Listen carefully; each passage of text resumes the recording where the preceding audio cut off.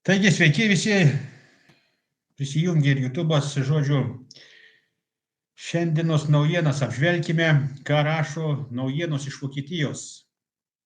Ukrainos karo aktualijos. Putinas paleido branduolinį bombonešį. NATO aktyvuoja visas turimas pajėgas. Nors Rusijos aviacijos smūgiai Ukrainos kare nusinešė kelių civilių aukų skaičių, o Vladimiras Putinas pirmą kartą per kelis mėnesius panaudojo branduolinį ginklą, galinčius nešti bombonešius. NATO atsakė aktyvuodama naikintuvus. Man kyla klausimas, kur tie naikintuvai aktyvuoti - internetinėje erdvėje ar sapnuose? Vladimiras Putinas kariauja su Ukraina jau daugiau nei 3 metus. Visai neseniai Rusija surengė galingiausius oro smūgius prieš Ukrainą per pastaruosius mėnesius. Per didžiulius išpuolius žuvo keli civiliai, tarp jų 3 vaikai, praneša britų laikraštis Express. Tuomet NATO aktyvavo visas turimas pajėgas ir išteklius NATO rytinėme flange. Vladimiras Putinas Ukrainos kare panaudojo branduolinius bombonešius. Nerimą kelianti eskalacija paskatino Rusijos pajėgas pirmą kartą per kelis mėnesius prieš Ukrainą dislokuoti visą savo branduolinį ginklą galinčius nešti strateginių bombonešių spektrą. Express duomenimis lėktuvai Tu-22M3, Tu-95MS ir Tu-160 į Ukrainos taikinius paleido įprastinės raketas. Labas, kas prisijungėt. Strateginių tolimojo nuotolio bombonešių naudojimą papildė papildomas kamikadzių dronų naudojimas. Šis bendras oro puolimas žymi reikšmingą Rusijos karinės strategijos Ukrainos konflikte suintensyvinimą.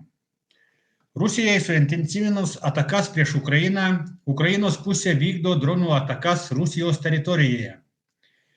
Dėl šių išpuolių valdžios institucijos buvo priverstos laikinai uždaryti pagrindinius Maskvos oro uostus. Čia atkreipkite dėmesį. Per atakas įvyko pavojingas incidentas, kai Rusijos oro gynybos sistemos apšaudė vieną iš savo lėktuvų Airbus A320-251N, grįžtantį iš Turkijos pajūrio kurorto Bodrumo su rusų turistais. Express teigimu, raketos nepateikė į keleivinį lėktuvą. Na kaip jie taip sugebėjo nepataikyti į savo lėktuvą? NATO naikintuvai paleidžiami po Putino milžiniškos atakos. Aktyvuotos visos turimos pajėgos ir ištekliai. Lenkija, reaguodama į Putino išpuolius, ženkliai padidino savo karinį buvimą. Lenkijos karinė vadovybė praneša, kad reaguodama į didėjančius įtampą NATO rytinėme flange aktyvavo visas turimas pajėgas ir išteklius, įskaitant kovinius lėktuvus. Putinui gresia mirtinas pavojus. Kremliaus sraigtasparnis apšaudytas. Putinas dronų atakos epicentre. Ar Vladimiras Putinas vos išvengė mirties? Pasak Rusijos vadovo, Kremliaus vadovo sraigtasparnis buvo dronų atakos epicentre. Putinas sulaukė kritikos netikėto vizito Kurske metu. Praėjusią savaitę Vladimiras Putinas netikėtai apsilankė pasienio Kursko regione, iš kurio ukrainiečiai 2024 metais rugpjūtį atvyko į Rusijos teritoriją, bet vėliau buvo išstumti. Kurske Rusijos prezidentas susitiko su regiono gubernatoriumi, savanorių organizacijomis ir vietos pareigūnais. Tai, kad Vladimiras Putinas keliauja į frontą, visiškai nebūdinga Kremliaus vadovui, nes teigiama, kad Vladimiras Putinas nuo pat Ukrainos karo pradžios nuolat bijojo dėl savo gyvybės. Matyt teisingai, kaip rodo neseniai Rusijos vadovo atskleisti duomenys, vizito Kurske metu Kremliaus vadovas matyt trumpam turėjo baimintis dėl savo gyvybės, nes jos sraigtasparnis buvo apšaudytas. Apie tai praneša JAV portalas Newsweek. Pasak Rusijos oro gynybos divizijos vado Jurijaus Daškino, Vladimiro Putino sraigtasparnis buvo dronų atakos epicentre. Daškinas taip pat Rusijos televizijos kanalui Rusija 24 sakė, kad Ukrainos atakos intensyvumas gerokai padidėjo, kai Putino sraigtasparnis praskrido virš Kursko. Tačiau Rusijos oro gynybos sistemai pavyko numušti visus Ukrainos dronus. Aš čia norėčiau priminti, kad jie nepataikė į savo lėktuvą, o dronus numišė visus. Kur korespondentų logika? Baisiausia naujiena. Vokietijos kancleris Mercas pareiškė, kad Didžioji Britanija, Prancūzija, Vokietija ir JAV davė leidimą šaudyti tolimojo nuotolinio ginklais į Rusiją, be jokių nuotolio apribojimų. Tai taikoma visiems Ukrainai teikiamiems ginklams. Čia greičiausiai ir prasidės antžeminis trečiasis pasaulinis karas. Neduok Dieve tokios nelaimės. Tai toliau persikelkime į Ameriką. Ir, aišku, akiratyje Donaldas Trumpas. Taip, Donaldas Trumpas, šeima $2 milijardais turtingesnė. Štai kaip JAV prezidentas uždirba pinigus. Donaldo Trumpo turtas per pirmasias 125-ojo kaip JAV prezidento kadencijos dienas milžiniškai išaugo. Pranešama, kad jo šeima taip pat gauna naudos iš naujų sandorių. Dėmesys suteltas į kriptovaliutų ir nekilnojamo turto sandorius. Trumpas atmeta kritiką dėl galimo interesų konflikto. JAV prezidentas Donaldas Trumpas prezidento neturinčio būdų pasinaudojo savo postų asmeniniai naudai. The New York Times dokumentuose teigiama, kad 78 metų vyro ir jo šeimos turtas vos per 125 dienas ovaliajame kabinete išaugo $2 milijardais. Pasak Bild žurnalo Forbes, dabar jo asmeninį turtą vertina $6,1 milijardo. $1,2 milijardo daugiau nei pernai. Kaip Trumpas šiuo metu uždirba tiek daug pinigų? Donaldas Trumpas naudoja savo paties sukurtą memų monetą S-Trump, kad praturtėtų. Trumpo turtėjimo augimo centre jo paties sukurta memo moneta vadinama S-Trump. Pasak Süddeutsche Zeitung, ši itin spekuliatyvi kriptovaliuta, neturinti realios vertės, buvo paleista prieš pat jo inauguraciją. Per kelias valandas rinkos vertė šoktelėjo iki $27 milijardų. O tada vėl smuko. Nors keli dideli investuotojai pelnėsi, šimtai tūkstančių smulkių investuotojų prarado savo pinigus. Donaldo Trumpo kriptovaliutų vakarienės kritika. Praėjusią savaitę Trumpas pakvietė 220 pagrindinių savo memų monetos investuotojų į išskirtinę vakarienę savo golfo aikštyne netoli Vašingtono. Kvietimą gavo tie, kurie buvo nusipirkę daugiausiai Trump monetų. 25 didžiausiems investuotojams netgi buvo pažadėtas itin išskirtinis privatus VIP priėmimas su prezidentu. Tarp svečių buvo ir kinų kilmės kriptovaliutų milijardierius Justinas Sunas, kuris 2023 metais JAV valstybinių popierių ir biržos komisija tyrė dėl sukčiavimo. Šie tyrimai buvo nutraukti valdant Trumpui. Melania Trump ir JAV prezidentų sūnus taip pat valdo kriptovaliutų verslą. Trumpų kriptovaliutų veikla neapsiriboja vien S-Trump coin. Pasak Melania Trump taip pat pristatė savo memų kriptovaliutą, su kuria vidiniai asmenys uždirbo $100 milijonų, kol jos vertė smarkiai krito. Be to, Trumpas ir jo sūnus įkūrė kriptovaliutų prekybos platformą World Liberty Financial, į kurią valstybinė investicinė bendrovė iš Abu Dabio, Jungtinių Arabų Emiratų investavo $2 milijardus. Donaldas Trumpas jaunesnysis ir Erikas Trumpas užsitikrina naujus nekilnojamo turto sandorius. Trumpų šeima toliau plečia nekilnojamo turto projektus visame pasaulyje.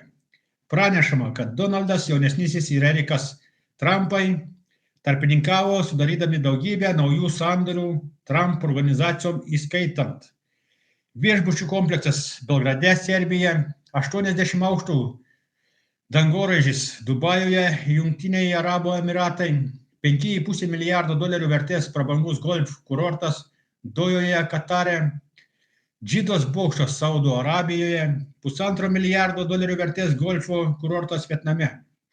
Be to, Amazon planuoja sukurti pirmosios ponios biografijos filmą, kuris anot Bild Melanijai Trump atneštų dar $28 milijardus pajamų. Donaldas Trumpas nemato jokių interesų konfliktų. Tarp Trumpo atstovė spaudai Karolinė Levitt atmeta bet kokią kritiką. Prezidentas laikosi visų prezidentui taikomų interesų konfliktų įstatymų. Trumpas aiškiai pasakė, kad kilus abejonių jis galėtų pasinaudoti aukščiausiojo teismo suteiktų imunitetu. Va tokios tai naujienos šiai dienai. Toliau pažiūrėkime klausimus, pažiūrėkime, ką žmonės klausė. Geriau apie biznį papasakok.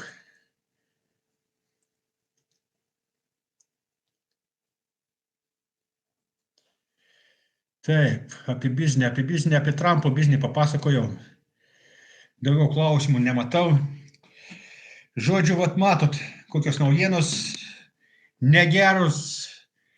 Gali būti, kad artėja trečiasis antžeminis pasaulinis karas. Tai žodžiu, matysim, kaip čia toliau vystysis tie reikalai, klostysis.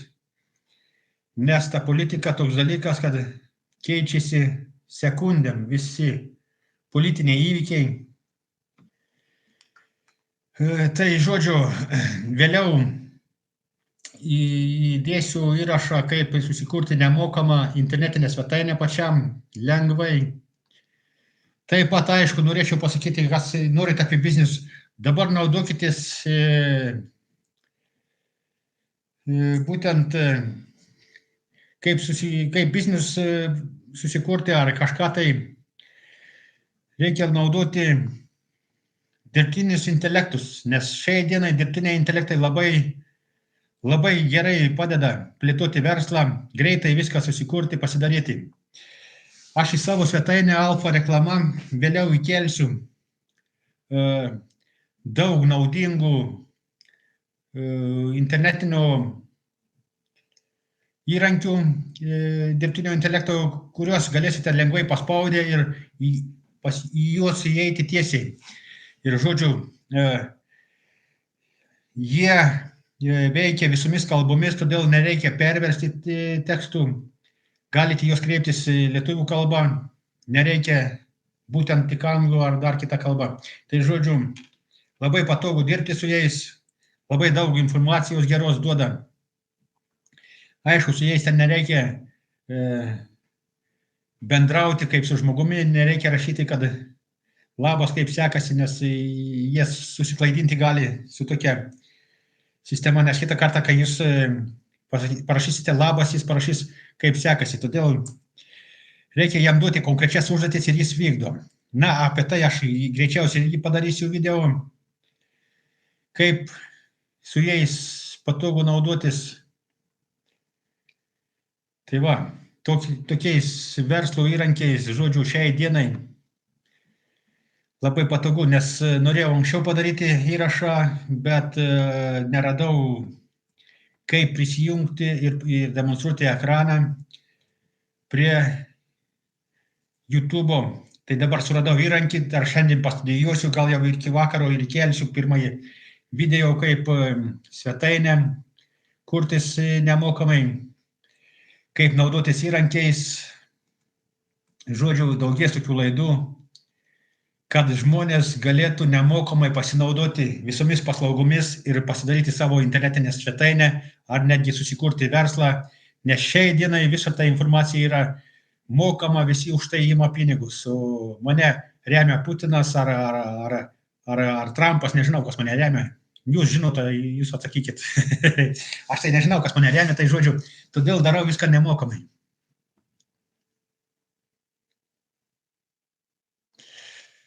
Klausimas. Matei, ką dirbtinis intelektas apie tave rašo? Nemačiau, reikia apžiūrėti, tai tuoj, pabandysim, tuoj tada. Pajungiu per tiesioginį transliaciją per YouTube. Bendrinti ekraną, visas ekranas. Taip, ir pažiūrėsim. Prisijungiam prie dirbtinio intelekto. Aš jungiuosi per savo Google. Yra patogiausiai prisijungti. Tai žodžiu, tuoj greitai pasižiūrėsim, ką rašo apie mane dirbtinis intelektas. Na, pažiūrėkim. Taip. Kas naujo apie Alfonsą Norvaišą. Ir pažiūrėkim, ką duoda. Ieškoma internete ieško, žodžiu, iš interneto tai ištrauks. Tai Alfonsas Norvaišas yra priešingai vertinamas asmuo, kuris save vadina Lietuvos valstybės prezidentu ir gyvena Šveicarijoje. Jis žinomas dėl savo veiklos susiejusios su vadinamąją suverenia Lietuvos valstybė, SNLV, kurios vardu siūlo įvairias paslaugas ir dokumentus, tokius kaip piliečio pasas, vairuotojo pažymėjimai bei transporto priemonės registracijos liudijimai. Šie duomenys siūlomi įsigyti už 50 eurų pervadinimu. Na, žodžiu, jo. Sena informacija ir keli mano vaizdo įrašai. Na, viskas aišku, čia tą patį galėjau į Google įmesti ir Google būtų pasakiusi. Tai žodžiu, viskas aišku, ką apie mane mano dirbtinis intelektas, jis surado informaciją internete. Taip, klausimas, kur geriau, Šveicarijoje ar Baltarusijoje? Belarusijoje. Na, pasakyčiau taip, gerai ir Šveicarijoje, gerai ir Baltarusijoje, man nėra niekur blogai. Jeigu esi žmogus normalus, visur surasi save, todėl ar būtum Šveicarijoje ar Baltarusijoje, visur gerai. Baltarusijoje tiek geriau žinot, kas yra, maistas skanesnis yra. Matomai mažiau tos chemijos, mažiau plastiko. Todėl kol kas galiu pasakyti tik tom, kad maistas žymiai geresnis. Ir degtinė geresnė.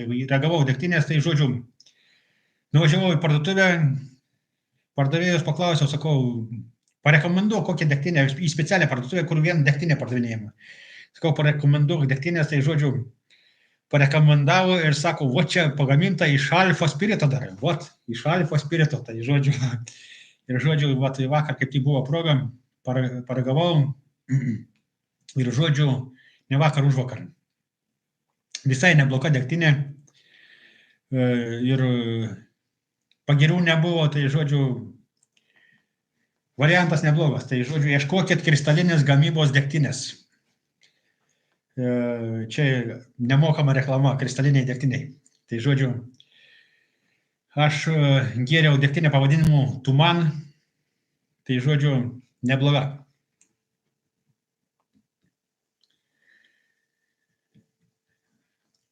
Ir moteris, rašo ir moteris.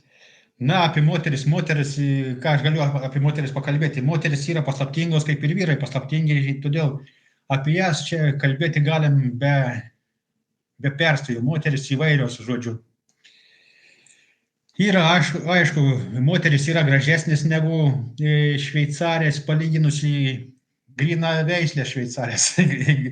Tiksliau, natūralias šveicarės, nes natūralios šveicarės jos iš vokiečių kilmės, todėl jos irgi nelabai gražios. Tad, žodžiu, ukrainietės tikrai gražesnis, baltarusės tikrai gražesnės. Na, o dėl charakterio, tai visokių yra.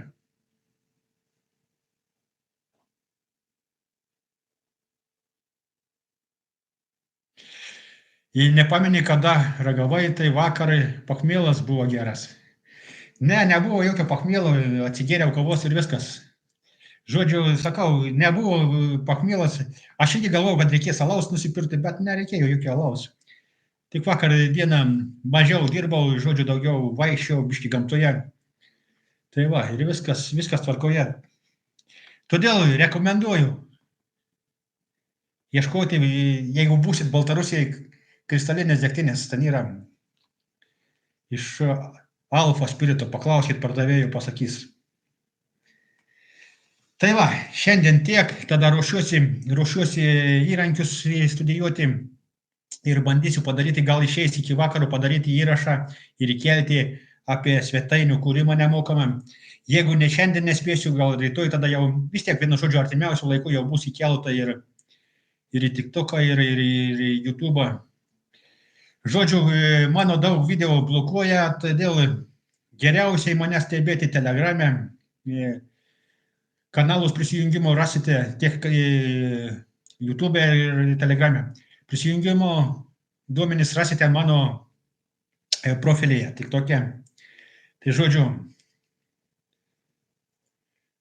ačiū visiems už dėmesį ir iki malonaus.